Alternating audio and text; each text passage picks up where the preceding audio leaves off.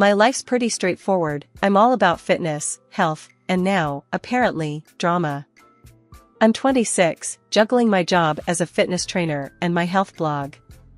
That's how I bumped into Mark at the sports center, a connection that quickly turned into something special. He's got this vibe that's hard to ignore, and before we knew it, we were deep in what you'd call a whirlwind romance.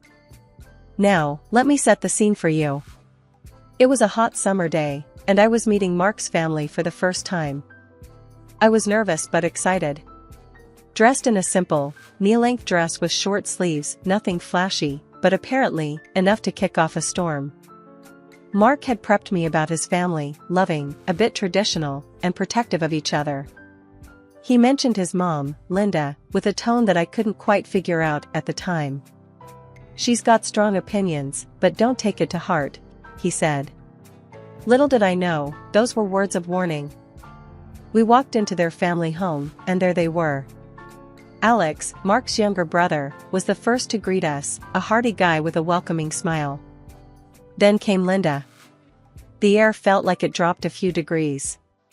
Her eyes scanned me from head to toe, lingering on my arms. Yes, my arms. Bare because it was summer and it was sweltering outside. "Is this how you dress to meet your future mother-in-law?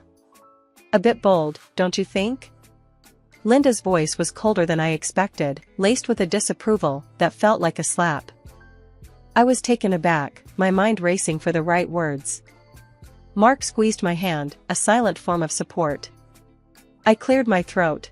"Well, it's summer, you know? It's quite hot outside, and I thought this was pretty decent and comfortable." Linda scoffed. "Comfortable or not, it's about first impressions." I would have expected something more appropriate. Mark jumped in, trying to smooth things over. "Mom, come on, it's really hot today. Erica's dressed fine. Let's not start off on the wrong foot." But Linda wasn't having any of it. "I'm just saying, Mark. It's about respect." "But fine, let's have dinner." Dinner was a tense affair.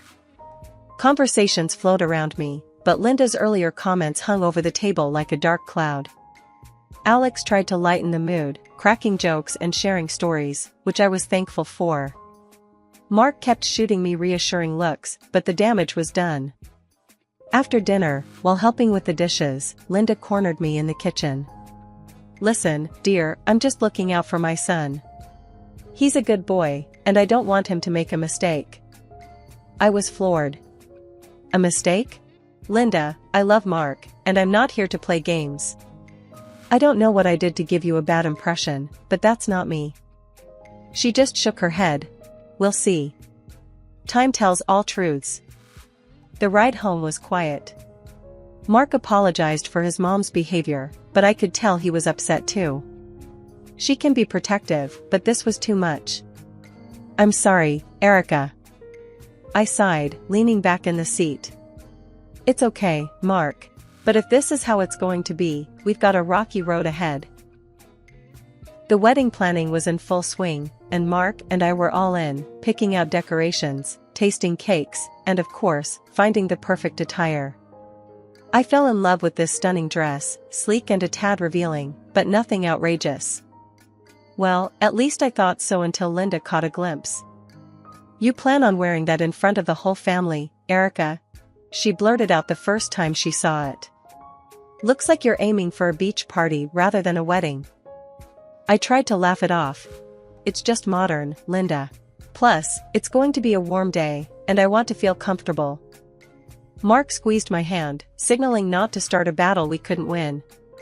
But Linda's frown said it all. She wasn't pleased, muttering about tradition and decency as she walked off. I thought, if a dress could stir the pot, what lay ahead? After the initial clash with Linda, things settled into a tense kind of normalcy. I threw myself into work and my blog, which was my slice of sanity. My blog and social media were my territory, a place where I felt in control and could share my passion for fitness and health. It never crossed my mind that this very passion would stir the pot once again. One evening, Mark and I were lounging on the couch, a rare moment of downtime.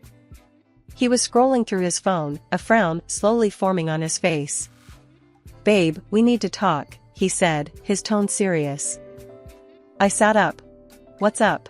Something wrong?" He handed me his phone, showing my Instagram profile. There, in the comments of my latest post, were a bunch of supportive and some flirty comments. Normal stuff, I thought. Okay, and? I was confused. "It's my mom," Mark sighed. "She's been going through your posts, making a big deal out of every single guy comment. She's spinning it like you're, I don't know, inviting attention?" I felt a rush of anger. "You've got to be kidding me. It's Instagram, for crying out loud. People comment.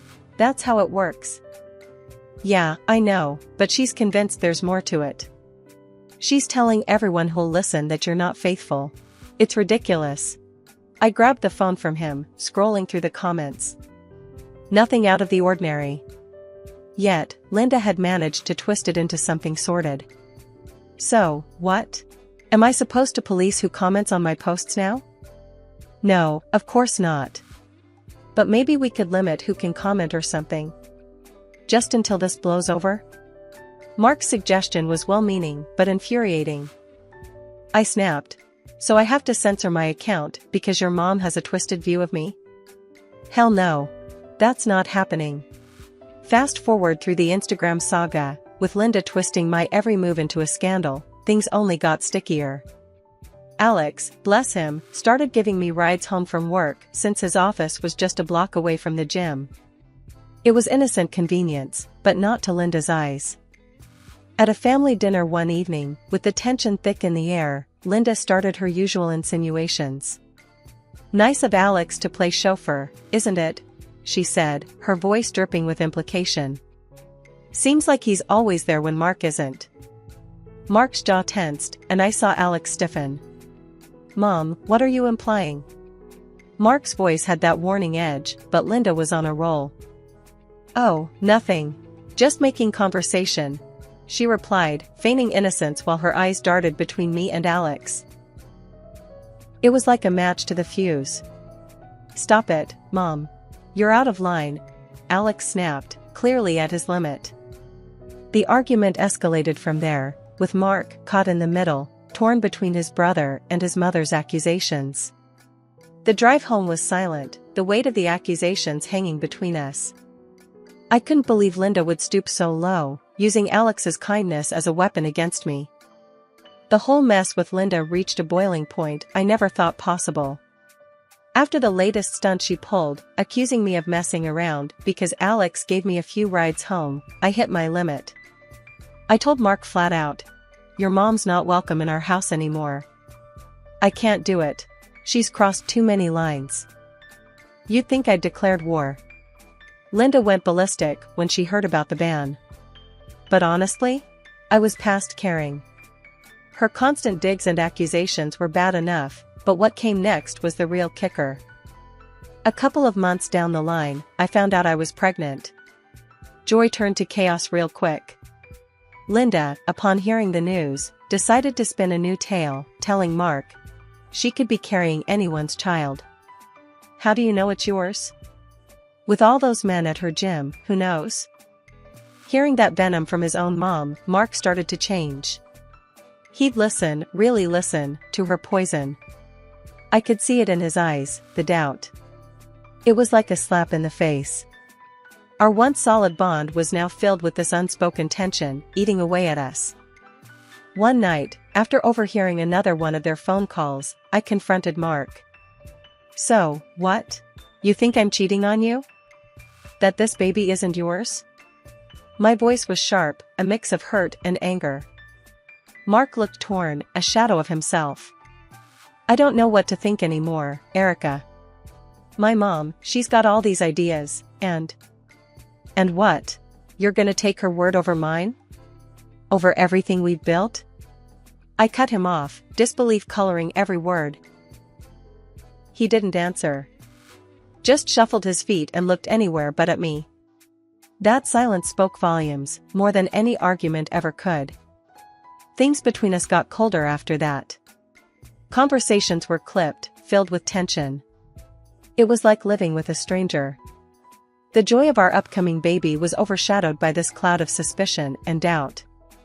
When our baby boy came into the world with his fair hair and bright blue eyes, I thought maybe, just maybe, things would start to look up. But I couldn't have been more wrong. As he grew, his features became even more pronounced, making him the spitting image of a golden-haired angel.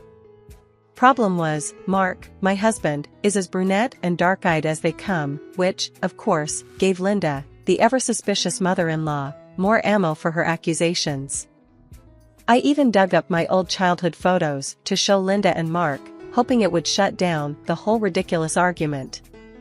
Look, I said, pointing to a picture of me at 5, blonde and blue-eyed, just like our son. It's genetics, Linda.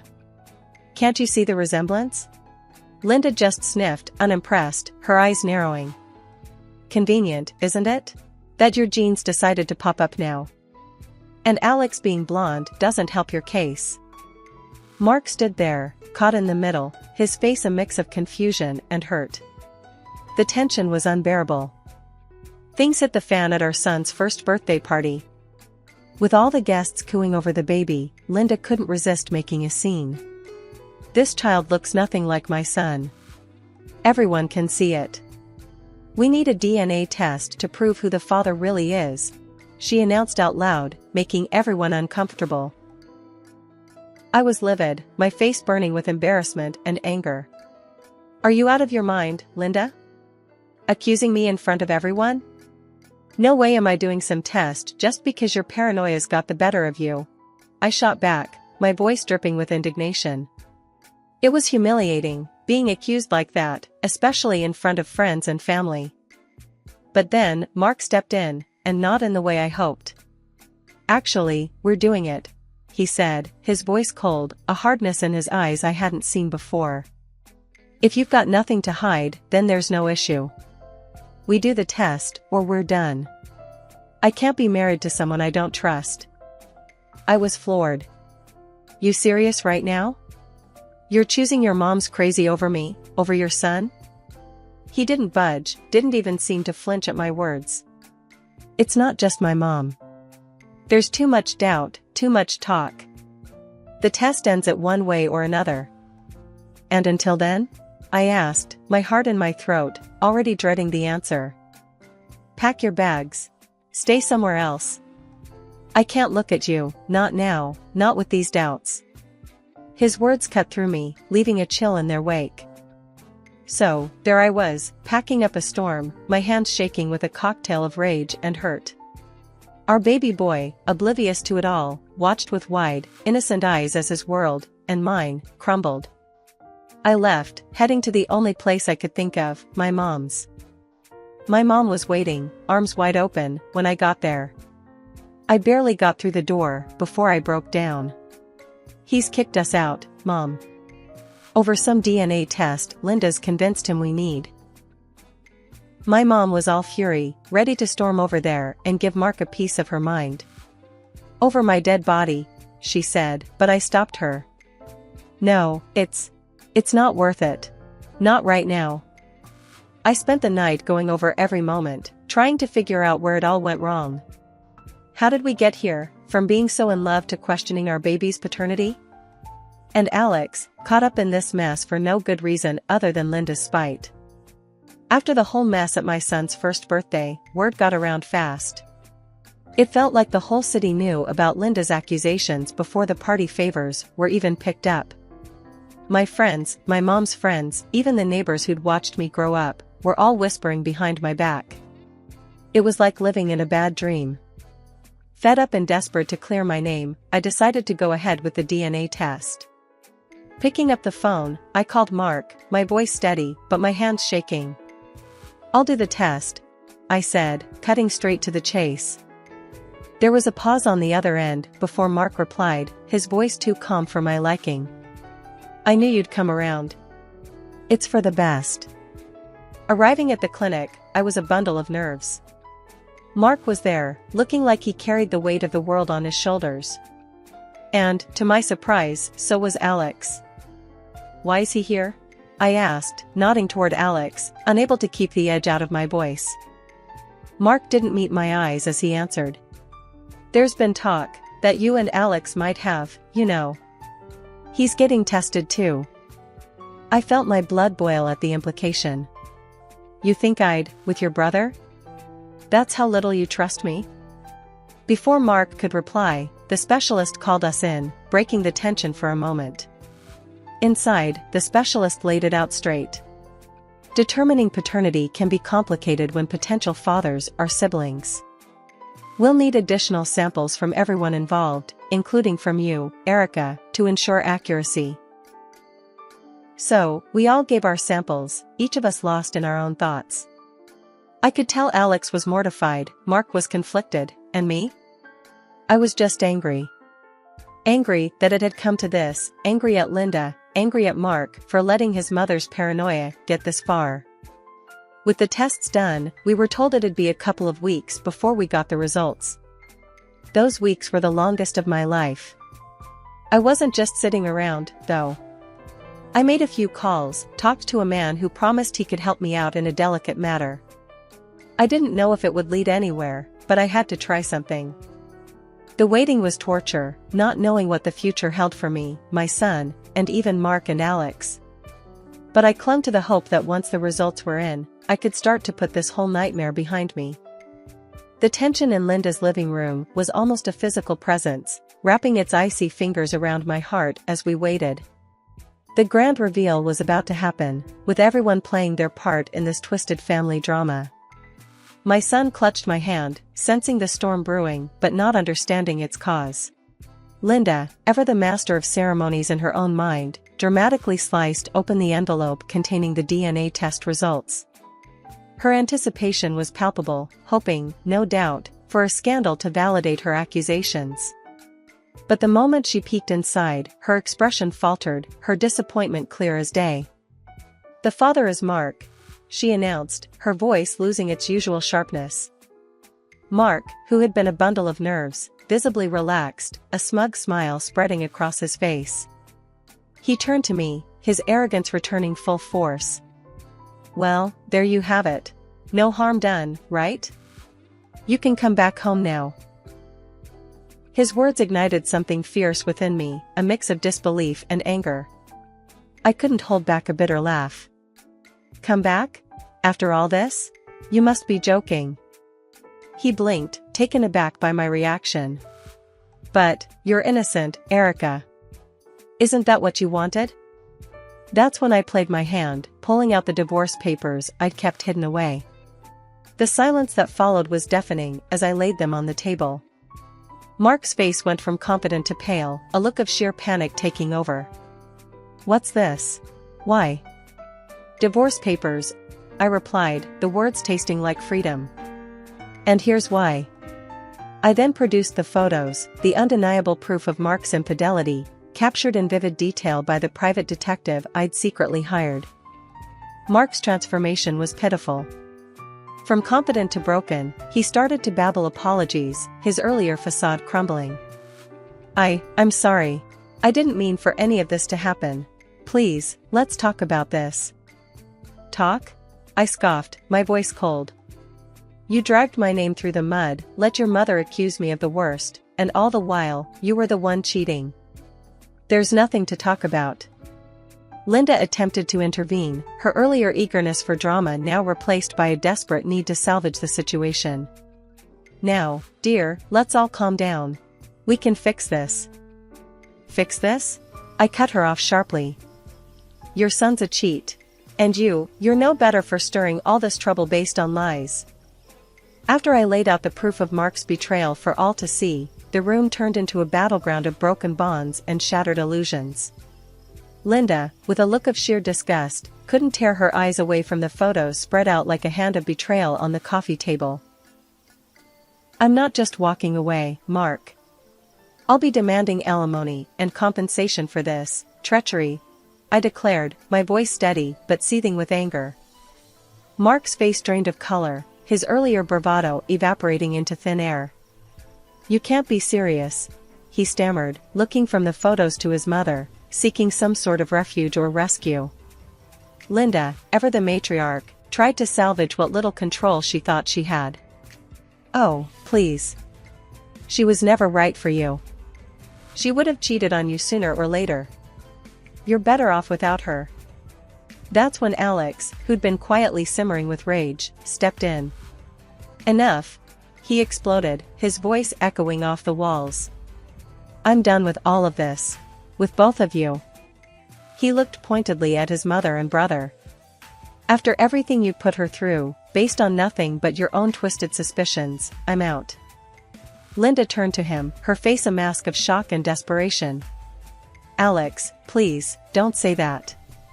I was just trying to protect our family." "Protect?" Alex scoffed, his scorn palpable. "Is that what you call this? Destroying relationships, spreading lies? I can't be part of this family if this is what it stands for. I'm moving to another city. Starting fresh, away from all this madness." Hearing of Alex's decision later, I relayed the events to my mom. She had always been my rock, and even now, her words provided a cold comfort. That's the price of Linda's folly. Her arrogance and stupidity cost her her own sons. Maybe now she'll see the harm she's caused. The fallout was immediate and absolute. Alex followed through on his promise, moving away and cutting ties. Mark was left to deal with the consequences of his actions, his mother's manipulations laying the foundation for a chasm too wide to bridge between them. Life after the dust settled was different. Not easier, but clearer, like I was seeing everything for the first time again. My mom and I had many long talks about it all, sitting on her old, comfy sofa with cups of tea that always seemed to go cold before we finished them. "Mom, I started one evening, the sky outside painting a picture of calm I didn't quite feel inside. Do you think I made the right choice? With everything, the divorce, standing up to Linda and Mark like that?" My mom set her cup down, turning to look at me with those wise eyes that had seen more of life than I ever wished to. "Darling, you did what you had to do. You stood up for yourself, for your dignity. That's more important than staying in a marriage that was built on distrust." The biggest change, besides the obvious, was in Alex. He'd moved to another city, cutting ties with his family. He called me once, just before he left. "I can't stay here, not after everything. I need to start fresh, somewhere where every corner doesn't remind me of all this." I understood. "You'll always have a friend in me, Alex. You were the only one who really saw me through all this mess." He chuckled, a sound that held a shadow of our shared troubles. "And you, me. Take care of yourself, all right?" After hanging up, I couldn't help but feel a pang of loss. Not just for the relationship I thought I had with Mark, but for the family I thought I was part of. Months passed, and life found a new rhythm. My blog started picking up more traction, becoming a space where I could share not just tips on fitness and health, but also personal stories of resilience and starting over.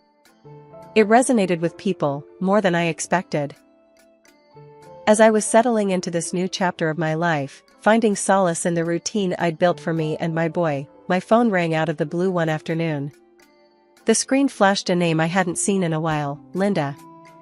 My initial instinct was to ignore it, let it go to voicemail, but something, maybe curiosity or maybe just a desire to finally put it all to bed, made me answer. "Hello?" Her voice came through, shaky and laced with something that sounded like regret. "Erica, I was wondering, could I see him? My grandson?" The audacity of her request after everything that had happened stopped me cold. For a moment, I was back in that living room, feeling the weight of her accusations all over again. "You've got some nerve, Linda," I said, my voice steady but firm. "After all the hell you put us through, now you want to play grandma? You didn't even want to see him before." She started to cry, mumbling apologies between sobs, trying to explain herself, but I wasn't having any of it. "Save your tears, Linda. It's too late for sorries now.